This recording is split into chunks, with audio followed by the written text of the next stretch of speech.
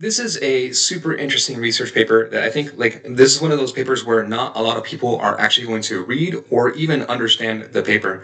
So I came across this on my LinkedIn feed, someone from my secondary network, and it's called Manifold Learning via Folations and Knowledge Transfer. And it's a very like kind of pure paper. It's put out by two different individuals from two different universities, and then one from France, one from Italy. And the easiest and simplest way to break this down. So I had a chat with ChatGPT before doing this video with regards towards this paper. So I'll give you the bottom line.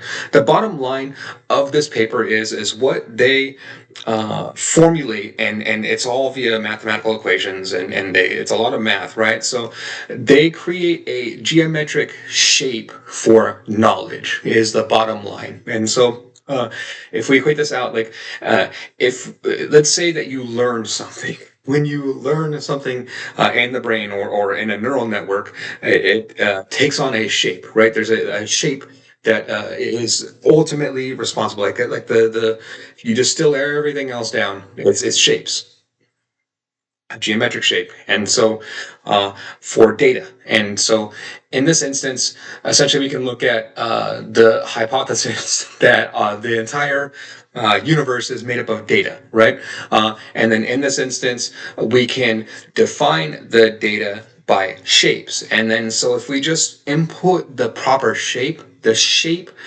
matters more than anything else, right? So let's say that there's like in the Matrix, like I know Kung Fu, right? And then he goes through and he learns Kung Fu just by downloading that information. So there would be a shape for Kung Fu, for learning Kung Fu, right? And so whatever that shape is, as long as you know the shape and you put the shape into the neural network, that would be the output that you would get. You would get the model would learn Kung Fu.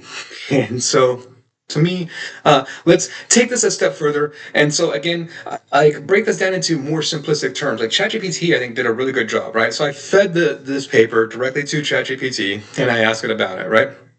And then so, and I very explicitly outline. So basically, what you're saying is knowledge can be stored as a geometric shape, and that geometric shape is what ultimately matters. Yes, that's the central idea presented in the paper.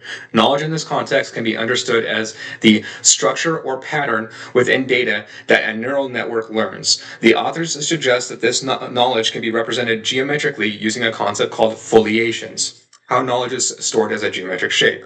1. Geometric representation of data. The paper proposes that data in a high-dimensional space can be organized into a geometric structure, specifically a foliation.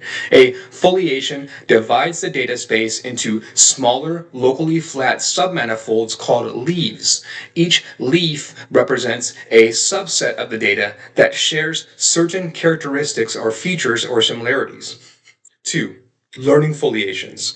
By training a neural network, specifically a deep ReLU network, the model discerns a foliation structure in the data space. The neural network effectively maps data points onto these leaves based on the features it learns during training. The geometric shape of the data in this foliation can be thought of as capturing the essence of the knowledge gained from training on a specific data set. 3. What ultimately matters. According to this approach, the geometric shape or structure represented by the arrangement and properties of the leaves in the foliation is crucial. The neural network's learning process is tied to understanding and navigating this geometric structure. The distances and relationships between different parts of this shape help the model generalize to new data or transfer knowledge from one data set to another. And then the last is that you can transfer this shape over, right? And so I want to introduce people that might not understand this concept geometrically to a philosophical concept. And it's a philosophical concept called the rhizome, right? And the rhizome is a philosophical shape. It's a shapeless shape.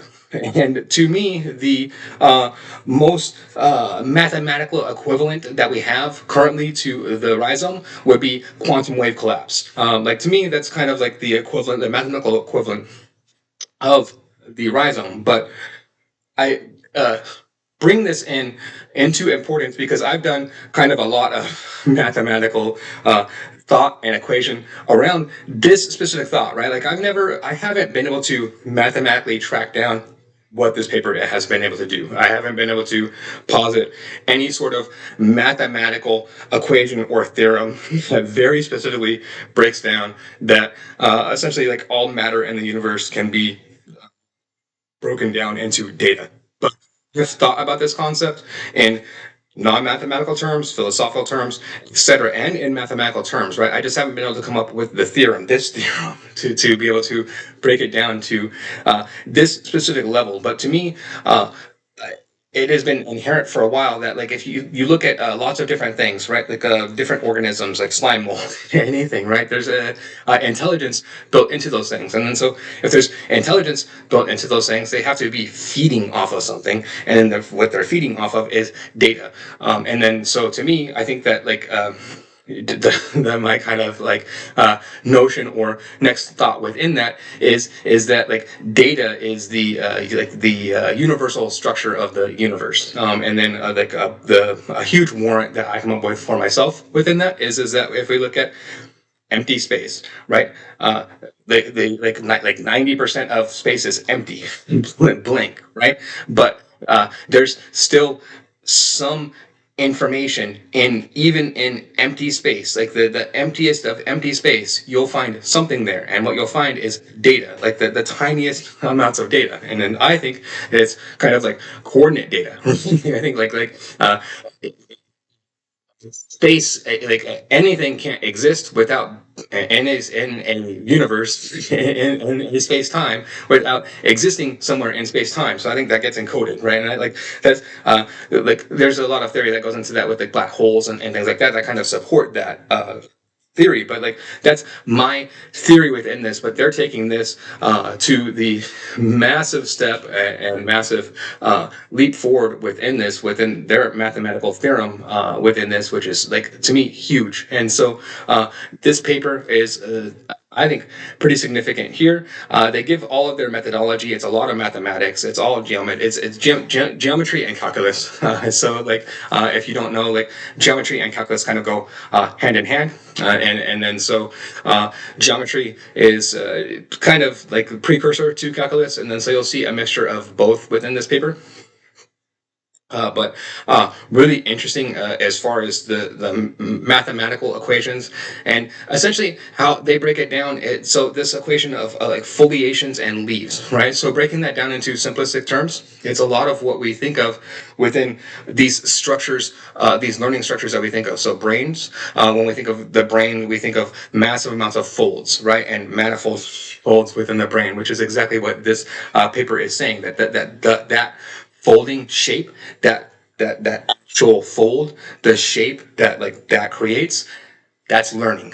Like that's what like the physical process of it is the shape of it is a fold. And then so when you learn something in your information, like in your brain, it creates a new fold in the brain. It creates a new like the shape is different, and then so we're able to now in this instance track that shape and prove that it's an actual shape. And so pretty significant breakthrough within these regards as to how exactly we look at learning. And this to me overall adds further and more significance to the theory overall that kind of everything is data, right? And there could or could be not be more implications beyond that, right? And so like the theory that essentially the most base level information or the most base level of everything in the like beyond like protons, beyond atoms, etc., is data, is kind of proving out more and more true. And so I'll leave a link to this specific paper in the link to this description. And if you like this type of content, please like and subscribe. Thank you very much.